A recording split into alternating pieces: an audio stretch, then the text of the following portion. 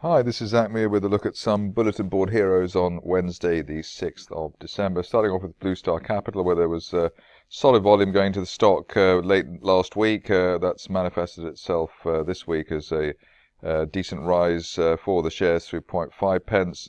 Looks like there's a bit more gas in the tank in terms of the top of this rising trend channel from October last year to hit 0.7 pence over the next couple of weeks. That target value while we hold above the initial 0.45 November resistance. On to EvGen, which was rather horrible in terms of the price action. You had the spike there towards 30 pence, came all the way back, and then back up again. Presumably, if you can survive that journey, you can survive anything. Probably for those of us who don't like such a high octane ride, might be easier just to wait for 25 pence to break, which is that resistance line from September last year, and then target 40 pence. Which is a resistance line projection from 2015. That's a tie in quite nicely if we get that type of maneuver through 25 up to 40 pence.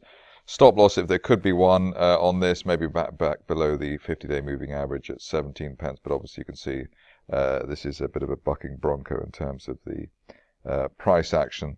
Milestone Group, another blockchain play. Here we've got we had the initial push higher towards the end of last month, consolidated between 0.35 and let's say 0.5, and now it looks as though we're breaking higher on a sustained or a sustainable basis. Trend line projection from December last year heading towards 0.8, and that would be the target, especially while we hold above the 0.5 pence zone. On to another somewhat sticky situation in the past. Mine Energy, looks like we've got an extended base here with the push higher towards the 200-day moving average last month, taking up the slack. I think the good thing here from a technical perspective is that the 50-day average, the blue line there, 0.43, has not needed or been required to be tested to start December. In fact, it came in as support for September and October as well. So above the 50-day line, and especially above 0.5 pence, one would expect Mine to take out that 200-day moving average at 1.05 pence over the next month or so. Clearly, the big event here would be a break of this trend line from May. That's running through around 0.9, and one would expect quite a sharp snap to the upside if the shares can take out that 0.9 pence level. But looking healthy indeed, and the RSI bounce off the neutral 50 level also backing the idea that the bulls are in play or in business on that situation. Prospects oil and gas, basically not difficult to work out the bounce from the 0.45 pence zone, the 200-day moving average up to 0.7 or 0.8, and then we've had that again.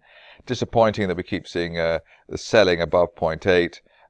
Target here, if we can get through this congestion zone between 0.7 and 0.8 on a sustained basis up to 1.2 pence over the next couple of months. But it's perhaps rather frustrating that the shares keep getting stuck around current levels.